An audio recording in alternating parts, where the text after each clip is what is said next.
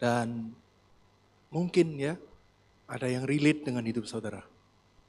Saya punya waktu saya berapa ya? 2 jam? 30 menit? 30 menit, oke.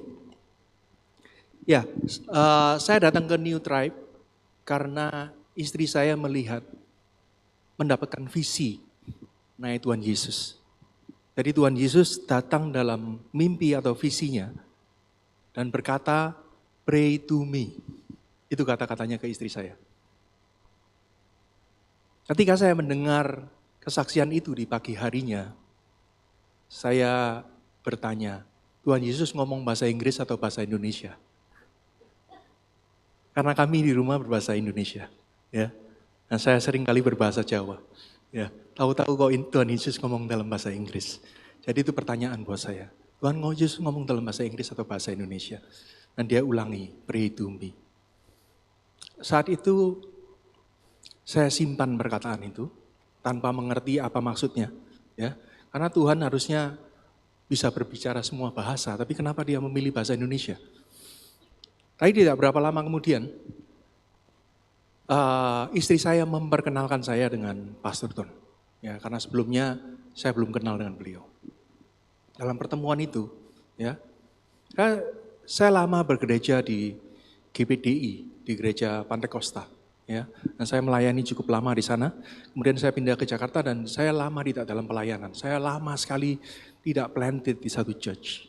Ya, karena itulah ya, pada waktu saya bertemu dengan Pastor Don, ya, saya langsung tahu kenapa Tuhan berbicara pada istri saya dalam bahasa Inggris. Karena saya akan planted di gereja ini. Saya akan tertanam di gereja ini. Itu yang saya tahu. Tuhan memilih kami ya, sebagai keluarga. Dan Tuhan menempatkan kami di satu gereja. Dan Tuhan menempatkan kami di satu komunitas. Di mana kami bisa bertumbuh, ya, di komunitas di gereja ini. Ya. Sekarang saya tidak banyak beribadah di sini, ya. Tapi ketika saya beribadah di sini saya rasanya lepas karena nggak ada tanggung jawab, ya. Cuma berdiri gini, ya, haleluya, ya, saya senang sekali. Ya. Begitu setiap minggu saya ada di Canggu, ya. Saya akan, ya ini, saya lupa makanya saya tulis semuanya di sini satu persatu ya kan. Saya menunggu istri saya untuk kenal Tuhan selama lebih dari 8 tahun. Dan di titik yang paling rendah dalam penantian saya, ya, dalam menanti itu orang tidak selalu straight, enak gitu enggak. Tapi ada masanya kita itu turun drastis ya. Dan saya mengalami penurunan drastis dalam rohani saya karena saya menanti tidak kunjung tiba.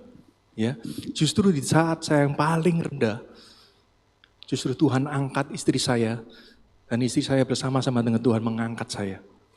Sehingga saya boleh kembali di dalam pelayanan. Dan saya bersyukur sekali untuk itu.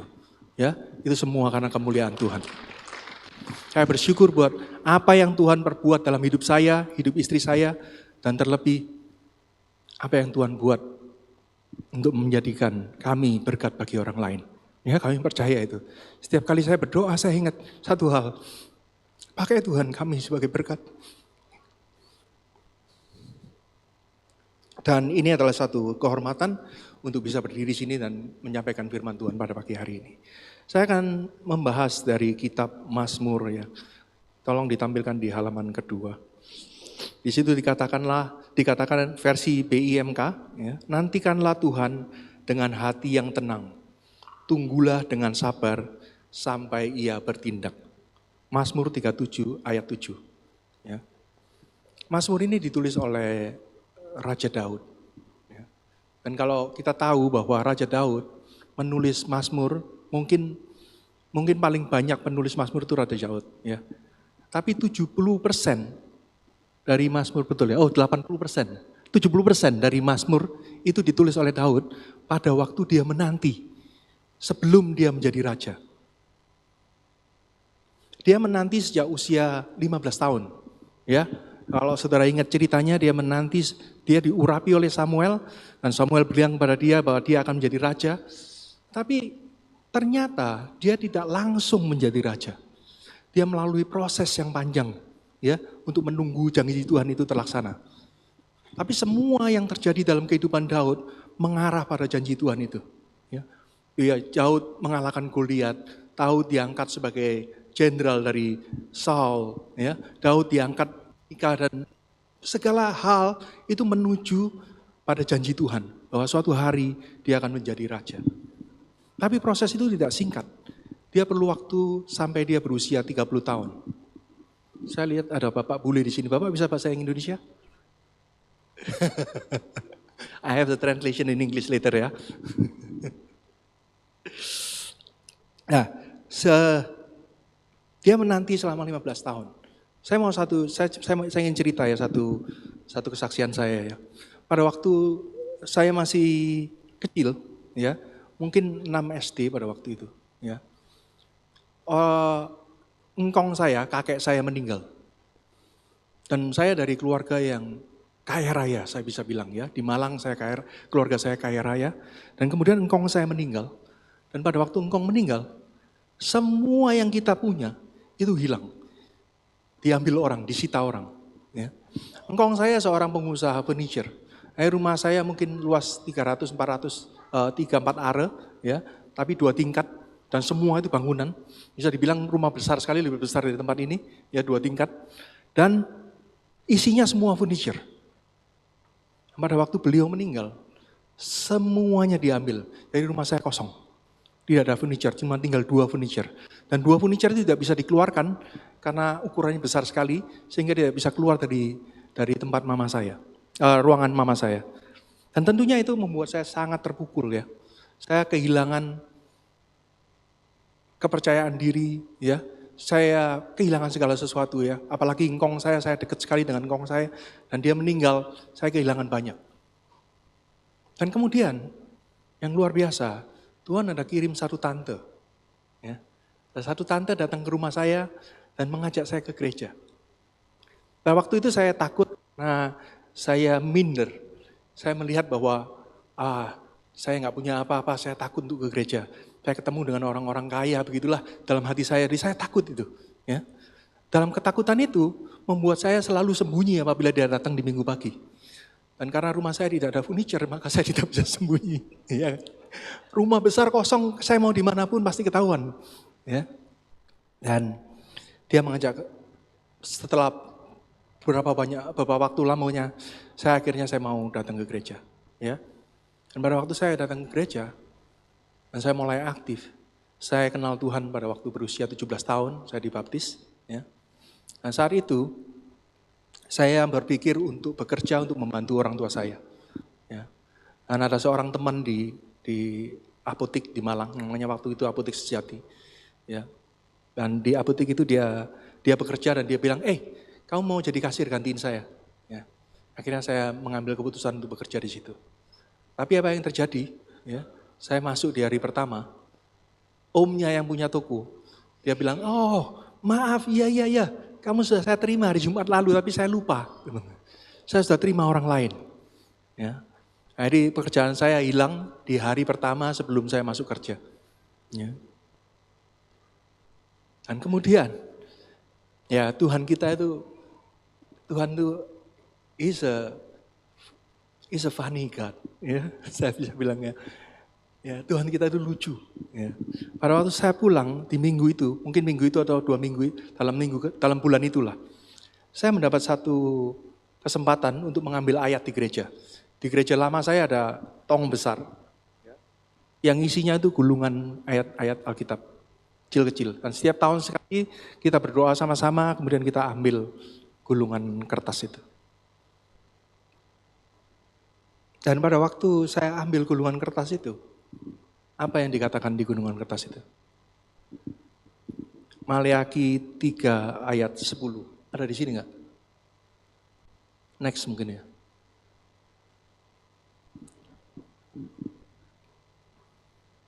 Ya, saya ada catatan dalam bahasa Inggris, tapi kira-kira terjemahan bahasa Indonesianya, bawalah persembahan sepersepuluhanmu ke dalam rumah perbendaharaan, supaya di rumahku ada makanan. Dan ujilah aku Tuhan, apakah aku tidak akan membukakan tingkap-tingkap langit dan mencurahkan segala berkat sehingga engkau tidak bisa menampungnya. Ayat itu saya hampal di hati saya. Ya, karena pada waktu saya tidak punya pekerjaan, saya tidak punya apa-apa, justru Tuhan kirim ayat itu. Dan karena saya new believer, sikap saya sudah jelas pada waktu itu. Saya marah. Ya, saya tidak terima karena Tuhan, pekerjaan aja Tuhan gak kasih, saya disukai 10%. Ya, dan hamba Tuhan yang pastor saya pada waktu itu adalah pastor yang cukup keras ya. Dia saya tanyain ini soal ini. Om, ya, saya dapat ayat ini, apa yang harus saya lakukan? Bayar. Dia bilang gitu, bayar 10%. Kemudian saya tanya ke dia, 10% dari mana? Kamu kan dapat uang saku, bayar aja 10%. Itu yang dia sampaikan. Ya, saya pulang, saya sakit, ya kan. Terus malah dia bilang gini, kalau saya mendapat hadiah, saya akan cek harganya berapa hadiah itu, dan saya bayarkan 10%-nya. Dan tentu saja bagi orang yang baru, hal itu adalah hal yang sangat keras ya. Saya tidak terima. Tapi rupanya Tuhan kasih saya sesuatu di dalam hati. Ya, bahwa meskipun saya tidak bisa terima, pelan-pelan ayat itu bertumbuh di dalam hati saya. Itu saya berusia 17-18 tahun kira-kira ya. Dan saya lakukan apa yang Tuhan perintah. Ya, meskipun dengan segala berat hati, karena saya takut, ya, tapi saya juga itu bertumbuh di dalam hati saya, maka saya lakukan. Dan kemudian pada waktu saya berusia 24 tahun, ya, Tuhan membuat saya menjadi seorang milioner in English. Ya. Saya punya $1 juta, in US dollar, bukan in English. Saya punya $1 juta pada waktu saya umur 24 tahun. Ya, dari segala pekerjaan yang saya kerjakan. Itu berkat Tuhan yang luar biasa dalam waktu kira-kira 8 tahun, firman Tuhan ini digenapi. Ya. Dia curahkan segala berkat sampai saya tidak bisa menampungnya. Ya, ini adalah satu firman Tuhan yang saya pegang dalam hidup saya. Ya, setiap orang beda-beda. Ya, Tuhan bicara apa dalam kehidupan kita. Ini satu kesaksian dalam satu masa penantian. Ya. Nah, saya menanti dan Tuhan jawab segala yang Tuhan janjikan kepada saya pribadi.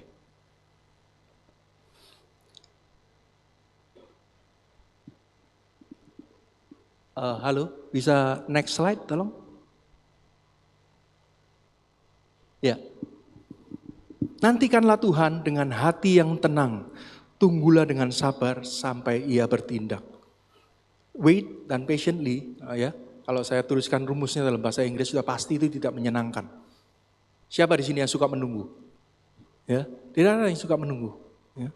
Apalagi dengan sabar. Ya. Menunggu dengan sabar itu bisa dikatakan kita menunggu sampai batas kesabaran kita diuji. Berapa kali kita berdoa, kita merasa Tuhan tidak jawab kita. Ya, kesabaran kita diuji. Ya. Menunggu dengan sabar sama dengan menunggu dengan istri. Ya, kesabaran kita diuji. Ya, tapi istri yang luar biasa, dia hanya perlu waktu 10 menit ya untuk getting ready. Jadi penantian saya hanya 10 menit. Ya. Saya selalu selesai duluan, tapi dia 10 menit kemudian dia pasti sudah selesai. Jadi penantian saya tidak membutuhkan banyak kesabaran. Ya. Kesabaran kita diuji dalam penantian.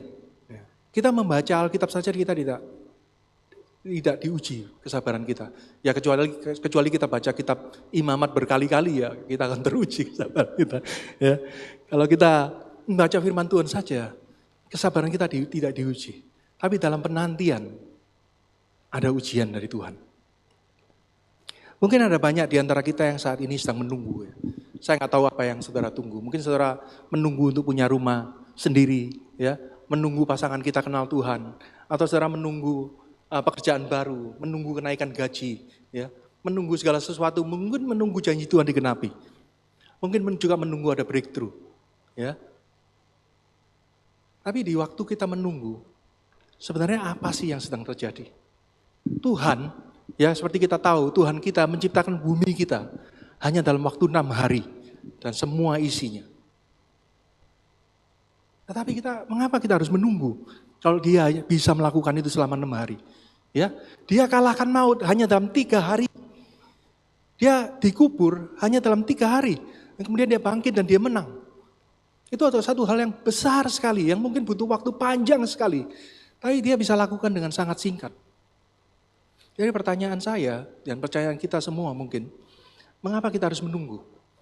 Apa yang terjadi pada saat kita menunggu? Kalau kita menunggu pasangan hidup ya, kita mungkin tunggu dalam waktu yang lama untuk menunggu pasangan hidup. Padahal Tuhan menciptakan Hawa pada waktu Adam lagi tidur, ya kan? Harusnya bisa instantly juga ya. Kenapa kita harus menunggu? Ya, saya mau bahas apa yang terjadi pada waktu kita menunggu. Apa yang terjadi di dalam penantian, ya? Saya akan melihat dari dua kisah. Yang pertama kisah Abraham, yang kedua kisahnya Musa. Di dalam kisah Abraham, ya kita tahu itu penantian yang luar biasa. 25 tahun dia menanti. Ya, dari usia 75, sejak dia menerima janji itu, baru pada waktu dia berusia 100 tahun, janji itu datang. Ya, kalau saudara lihat angkanya, jangan khawatir dengan angkanya. 25 tahun, 40 tahun itu jangan dikhawatirin. Karena sekarang digital age, ya, zaman sudah berubah, Tuhan mengerti bahwa sekarang segalanya hanya press of a button. Ya, saya rasa Tuhan mengerti soal itu. Kan. Jadi, dalam penantian ini, ada satu peristiwa. Ya. Abraham menunggu sekian lama. Abraham tidak menunggu dalam keadaan yang enak. Tidak selalu dalam keadaan yang enak. Ada masanya dia dalam penantian yang berat sekali. Sebagai contoh saya bacakan di Kejadian 15 ayat 1. Kemudian datanglah firman Tuhan kepada Abraham dalam satu penglihatan. Janganlah takut Abraham, akulah perisaimu, upahmu akan sangat besar. Kalau saudara baca pasal sebelumnya, karena ini ayat 1 ya, di pasal sebelumnya atau di pasal itu tidak ada satupun kata di mana menunjukkan bahwa Abraham itu takut. Ya tadi saya perhatikan di puji-pujian kita, sedikitnya ada 2 lagu yang mengatakan bahwa kita tidak perlu takut. Ya. Nah pagi hari ini, Tuhan juga mengatakan hal yang sama kepada kita. Ya. Janganlah takut Abraham, akulah perisaimu, upahmu akan sangat besar. Awalnya saya berpikir Abraham itu takut karena dia melihat Tuhan di depan dia. Ya bayangkan kalau Tuhan tahu-tahu muncul di depan kita, apa yang dilakukan Musa pada waktu itu dia langsung merunduk, dia takut. Ya, dia tidak berani melihat Tuhan. Saya berpikir seperti itu juga. Oh, Abraham ini takut karena melihat Allah. Ya. Tapi sebenarnya yang terjadi bukan itu. Tetapi Tuhan tahu isi hati Abraham. Seringkali pada waktu kita menunggu sesuatu, kita selalu takut. Ya, saya takut. Saya memikirkan hal-hal yang membuat saya semakin takut. Ya, kalau kita mengharapkan sesuatu berkat akan datang, kemudian kita mulai berpikir bahwa, oh bagaimana kalau tidak terjadi? Saya harus bagaimana? Apa yang seharusnya saya lakukan? Itu membuat saya semakin takut. Tetapi Tuhan berkata kepada Abraham, jangan takut. Dan pada waktu saya melihat satu peristiwa di sini, di mana di dalam penantian kita, di dalam waktu kita menunggu, Tuhan itu memperhatikan kita. Bahkan dia tahu isi hati kita. Dan itu yang dia sampaikan kepada kita. Jangan takut. Ya, kemudian di peristiwa yang kedua,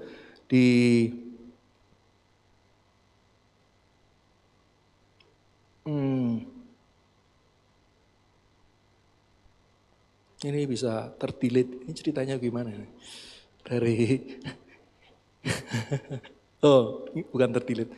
Terpindahkan page-nya, saya nggak tahu kenapa. Ya, di Kejadian 18 ayat yang kedua. Tuhan menampakkan diri kepada dia. Ketika ia mengangkat kepalanya, dia melihat ada 3 orang berdiri di depannya. Wow, kalau di dalam penantian kita punya peristiwa seperti ini, wow, kita akan sangat bersuka cita ya. Pada waktu Tuhan menunggu, pada waktu Abraham menunggu, dan dia tidak tahu apa yang akan terjadi kemudian. Ada 3, di sini tuliskan pada dia, 3 orang berdiri di depannya. Nah, saya yakin 3 orang ini adalah Allah Bapa, Allah Anak dan Roh Kudus. Ya, karena di Alkitab ditulis bahasa Inggris ditulis Lord. Ya, kalau saya cari bahasa Ibrani-nya mereka tulis Yahweh. Ya, Tuhan dia panggil Yahweh pada waktu itu. Dan ada satu privilege. Ya. Ini kesempatan seperti ini itu hanya datang pada waktu kita menanti. Ya, saya menunggu dalam waktu yang lama, saya menunggu satu breakthrough buat hidup saya. Ya, saya sudah menunggu dalam 3 tahun ini dan belum kejadian. Tetapi dalam ketiga tahun ini saya melihat Tuhan bekerja yang luar biasa dalam kehidupan saya. Ya, saya mengalami hadirat Tuhan di banyak tempat, di mana-mana. Ya, itu satu kemurahan Tuhan. Ya, pada waktu kita menunggu Tuhan melakukan sesuatu, kita itu juga ditemani oleh Dia. Dia datang kepada kita. Dan di peristiwa Abraham ini, Tuhan datang kepada dia untuk memberikan konfirmasi bahwa janjinya adalah ya dan amin. Kemudian kita lihat peristiwa yang ketiga ya. Peristiwa yang ketiga ini peristiwa yang kita sering kali dengar ya, mengenai 10 tulah. Ya, Tuhan mengirim 10 tulah di Mesir pada waktu itu. Dan kalau kita lihat, karena kita sering kali melihat bahwa ini adalah satu peristiwa di mana Tuhan melepaskan bangsa Israel. Tetapi kalau kita lihat lagi, ada 9 kali dalam satu pertemuan, 9 kali meetings, ya, di mana Musa itu gagal. Berapa banyak kali kita mengalami hal seperti itu? Ya, kita sudah siap untuk katakanlah kalau saudara mungkin pengusaha atau apa ya, kita berharap bahwa meeting kita akan berhasil. Ya, dan kita sudah berdoa dan kita sudah dapat jawaban dari Tuhan, ya. Kita mendapat lawatan Roh Kudus, kita yakin bahwa sesuatu ini akan terjadi gitu, ya. Tapi begitu kita meeting, kita pulang, apa yang terjadi? Meeting kita gagal, ya. Kalau kita pertama kali kita mengalami itu, ya sudahlah kita gagal ya. Kita kecewa tapi oke lah. Tapi kemudian minggu depan kita lakukan meeting yang sama dengan orang yang sama, dengan topik yang sama. Dan kemudian gagal lagi. Wah, itu kecewa berat. Ya. Dan di sini Musa mengalami hal yang sama. Selama, ini belum pindah slide-nya. Tolong pindah berikutnya. Ya. Musa mengalami 9 kali kegagalan. Pernahkah kita melihat peristiwa itu dari kegagalannya Musa? Dan kalau kita lihat dalam kegagalan itu, ya, Tuhan bersama dengan dia. Dan actually apa yang dia lakukan adalah apa yang Tuhan mau. Tetapi Musa harus menunggu sampai yang ke-10 baru dia berhasil. Pertanyaan saya, ya, dan pertanyaan kita semua, bisa pindah ke next. Apakah Tuhan mau kita sukses? Kalau kita menunggu dan kemudian gagal, kita bertanya-tanya apakah Tuhan mau kita sukses? Ya, Tuhan mau kita sukses. Tetapi kenapa harus terjadi sampai 9 kali? Ya. Saya renungkan hal ini, ya. Saya pikirkan lagi, memang kalau kita baca-baca lagi kitab itu, Tuhan bilang bahwa Tuhan mengeraskan hati Firaun. Ya. Jadi gagallah semua pertemuan itu. Tapi kenapa Tuhan lakukan itu? Ya. Karena Tuhan sedang menunggu juga bersama-sama dengan kita. Dia mau menunjukkan, ya, bahwa dia ada bersama dengan kita. Meskipun dalam keadaan yang berat, dia ada bersama dengan kita dan dia menunggu kita. Menunggu untuk apa? Untuk berbuat kasih kepada kita. Dan kita bukan menunggu sendirian, dia juga menunggu. Karena dia juga mau Musa sukses. Benar bukan? Iya kan? Tuhan mau Musa sukses. Kita baca di ayat berikutnya, di Yesaya 30:18. Sebab itu Tuhan menanti-nantikan saatnya, hendak menunjukkan kasih-Nya kepada kamu. Sebab itu Ia bangkit, hendak menyayangi kamu. Sebab Tuhan adalah Allah yang adil. Berbahagialah semua orang yang menanti-nantikan Dia. Ayat ini jelas, ya. Tuhan itu bisa mencurahkan kasih-Nya setiap waktu, tetapi Dia menunggu untuk mencurahkan kasih-Nya. Itulah suatu hal yang luar biasa, ya. Di dalam masa penantian kita tahu bahwa Dia menunggu bersama kita.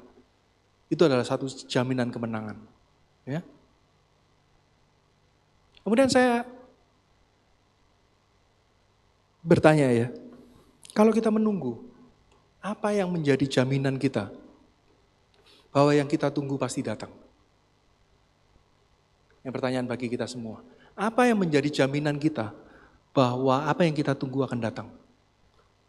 Misal kalau kita bangun kepagian, kita bangun jam 3 pagi, ya, dan kemudian kita menunggu matahari, ya karena kita nggak bisa tidur lagi, kita tunggu matahari, ya kan? Dan kita ada jaminan bahwa matahari akan terbit 3 jam kemudian. Tetapi kalau kita menunggu pasangan hidup, kita menunggu punya rumah sendiri, kita menunggu cicilan lunas, kita menunggu dapat pekerjaan baru, apa jaminannya bahwa itu akan datang? Next slide, tolong. Kalau saya boleh berkata tidak ada jaminan. Apapun itu tidak ada jaminan ya. Karena segala sesuatu bisa berubah. Amin. Kita tidak bisa mengandalkan semuanya. Bahkan pada waktu satu hal sudah di depan mata kita, ya papa saya selalu bilang ke saya kalau uang itu belum di tangan, jangan bilang kamu sudah terima. Ya, dia bisnismen sama saya juga seorang bisnismen, ya kan? Dia selalu kasih nasihat ke saya, kalau uang itu belum dipegang tangan, jangan kamu akui sebagai penghasilan. Karena ada kans apa yang sudah di depan mata bisa meleset. Jadi saya bisa bilang, kalau kita menunggu sesuatu, tidak ada jaminan bahwa hal tersebut pasti terjadi. Kemudian pertanyaan berikutnya, lalu apa yang harus kita lakukan? Ya, saya cerita satu pengalaman lagi ya. Saya pada waktu usia mungkin 27 tahun ya. Usaha saya pada waktu itu, saya punya news site ya, situs berita di Amerika. Ya, semua pengunjung, pembaca situs itu adalah orang-orang Amerika. Ya. Dan kemudian suatu hari saya mendapat surat litigation. Saya mendapat surat tuntutan dari perusahaan Amerika yang namanya Corbis. Perusahaan itu secara pribadi dimiliki oleh Bill Gates. Ya. Dan pada waktu tuntutan itu datang ke rumah saya kaget sekali. Karena jumlah yang diminta itu luar biasa besarnya.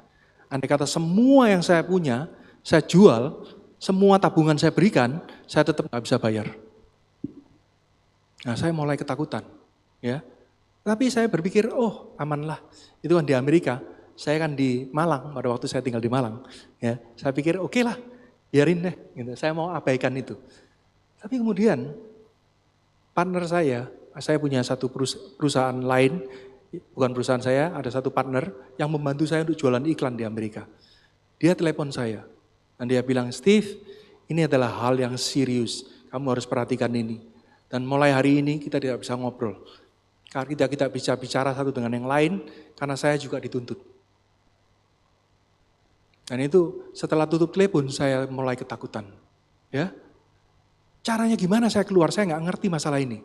Masalahnya adalah masalah copyright. Ya, ada foto yang saya banyak pakai dan jumlahnya tidak sedikit. Saya pada waktu itu saya nggak mengerti hak cipta, jadi saya ambil ribuan foto dari Corbis. Ya, ribuan saya post di website saya nggak ngerti kalau itu semua ada copyrightnya. Asal saya tulis Corbis di bawahnya, saya pikir sudah oke. Tapi ternyata itu jadi tuntutan buat saya. Dan saya tidak punya kenalan, ya tuntutan itu terjadi di New York.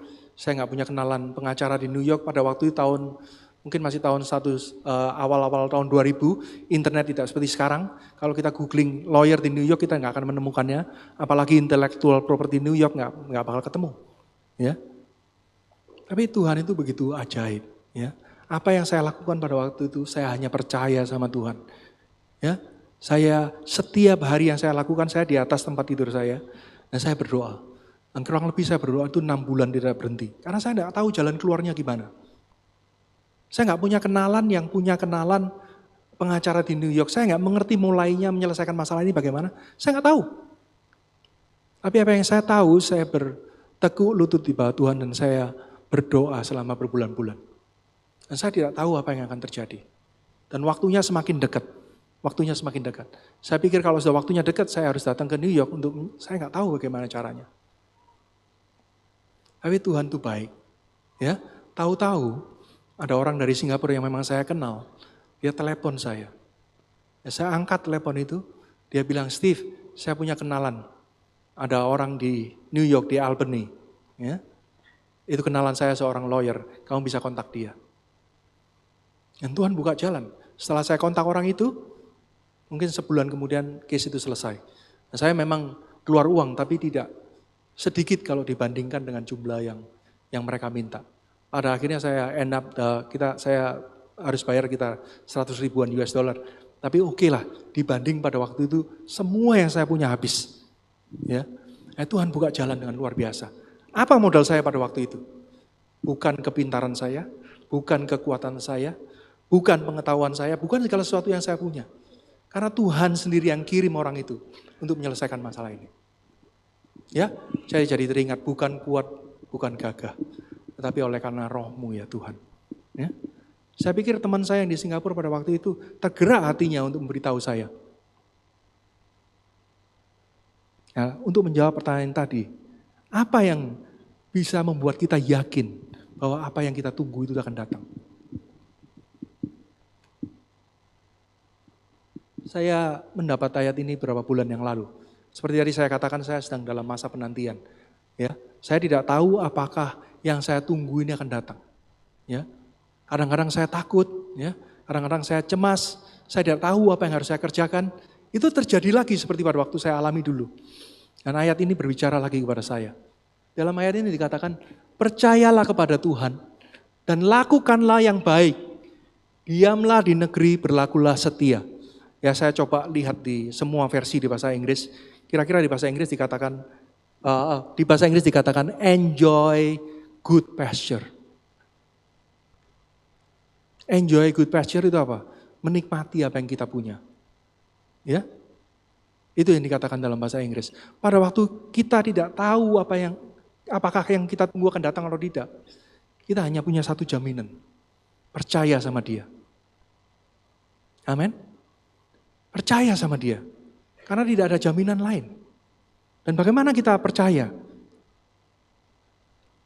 Karena waktu kita percaya, kita tidak mau mengisi pikiran dan hati kita dengan hal-hal yang membuat kita takut. Seringkali ya kalau saya sebagai keluarga, kepala keluarga, ya pada waktu saya percaya sama Tuhan, akan keperluan bahwa Tuhan akan memenuhi keperluan keluarga saya dan lain-lain. Ya, seringkali saya ada ketakutan karena apa? Karena saya selalu berpikir worst case scenario. Ya kan? Kalau kita sudah berpikir worst case scenario, wah kita jadi makin takut. Kalau kita percaya tapi kita selalu berpikir worst case scenario, kita semakin takut. Tapi apa yang Tuhan bilang, percayalah kepada Tuhan, lakukanlah yang baik. Ya, kemudian saya akan lihat di next slide tolong.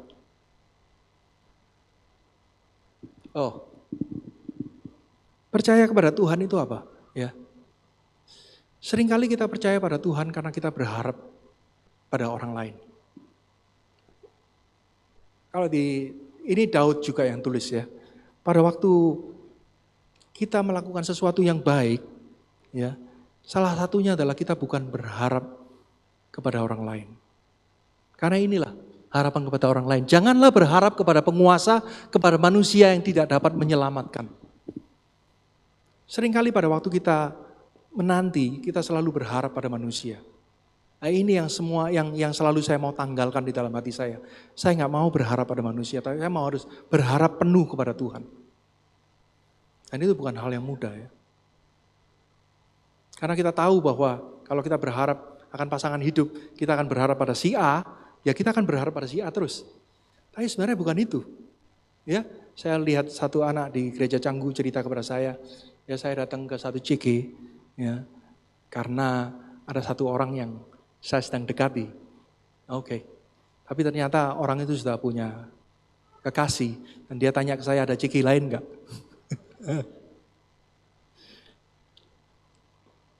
Kalau kita punya uang, ya, kita akan pakai uang kita untuk sebagai jalan keluar.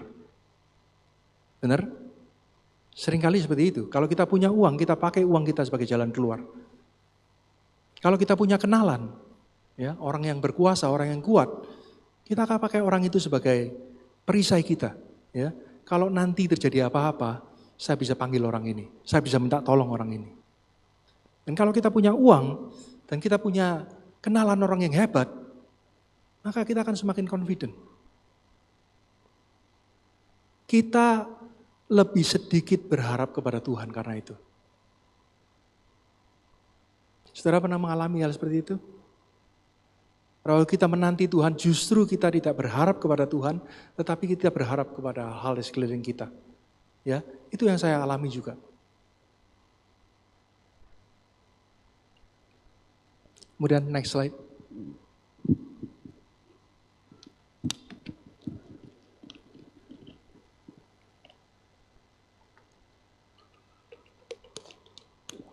Ini yang Tuhan Yesus katakan mengenai melakukan yang baik. Ya, saya punya tips atas pengalaman pribadi.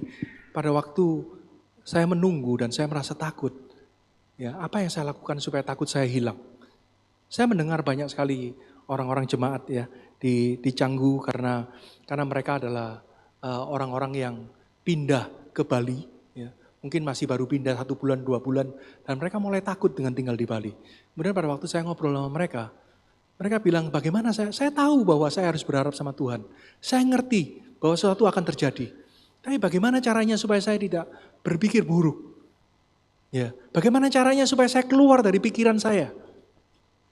Ini tips yang Tuhan Yesus kasih kepada kita. Ya, kita melakukan hal yang baik itu apa? Berbuat baik kepada mereka, kasih musuhmu dan berbuat pada baik kepada mereka. Itu maksudnya apa? Kita melayani orang lain. Saya menemukan bahwa melayani orang lain itu ada berkat yang luar biasa. Ya, saya selalu berpikir pada waktu saya belum pelayanan, pada waktu saya banyak di bisnis, pada waktu saya stres, saya tidak bisa angkat telepon orang, saya tidak bisa jawab WA orang, saya tidak bisa ketemu orang apalagi. Ya, saya khawatir kalau saya marah, orang itu akan kena akibatnya. Tapi pada waktu saya terjun dalam pelayanan, saya merasa ada sesuatu yang terjadi ya. Pastor Don berkhotbah, nggak tahu apakah khotbah di sini juga. Dia bilang bahwa Elia itu adalah nabi yang stres. Tapi meskipun dia stres, dia bisa melayani. Dan itu saya rasanya wow, oh seperti itu ya. Dan saya coba sendiri ya. Kadang-kadang pikiran saya lagi berat ya, lagi stres. Tahu-tahu ada orang WA ke saya, dan saya langsung jawab. Meskipun saya dalam hati saya nggak yakin saya bisa berdoa untuk orang ini. Tapi saya jawab, saya telepon, saya ajak berdoa. Tapi pada waktu itu juga saya merasakan hadirat Tuhan turun. Ya, meskipun saya dalam keadaan yang lemah, tetapi justru di saat itulah Tuhan kuat. Ya, urapan itu turun pada waktu saya berdoa. Meskipun sebelumnya, mungkin semenit sebelumnya, hati saya tidak di situ, hati saya lagi kacau balau. Tapi Tuhan menolong. Pada waktu kita menolong orang lain, saat itu juga Tuhan bekerja. Dan itu terus saya alami. Ya. Itulah berbuat baik. Berbuat baik itu adalah melayani orang lain. Ya. Dan mengasihi musuh kita. Sama seperti apa yang Yesus katakan. Ya, bagian terakhir. Ya, waktunya sudah pas. 4 menit lagi, 30 menit. Oke. Bagian yang terakhir saya mau cerita soal halaman 17 ya, untuk di slide-nya. Mengenai Yohanes 21. Kita nggak baca di Yohanes 21 ya. Yohanes 21 itu adalah masa penantian untuk murid-murid. Kalau kita lihat pelayanan Tuhan Yesus, ya, Tuhan Yesus melayani 3,5 tahun, ya kan? Kemudian setelah dia 3,5 tahun, dia 3 hari di dalam kubur, ya. Kemudian 40 hari di dunia ini, ya. Kemudian dia naik ke surga, ya. Tapi sebelum waktu menunggu belum selesai, karena murid-murid masih harus menunggu 10 hari lagi di loteng Yerusalem supaya Roh Kudus turun. Itu masa penantian. Dan pada masa penantiannya, yang di John 21, di Yohanes 21, itu adalah pada waktu masa 40 hari Yesus ada di bumi, ya, setelah dia bangkit dari kematian. Pada waktu itu apa yang dirasakan oleh murid-murid? Murid-murid galau. Mereka tidak tahu apa yang harus dikerjakan. Ya, karena mereka baru aja melihat sesuatu yang besar terjadi. Dan mereka nggak ngerti nextnya harus kemana.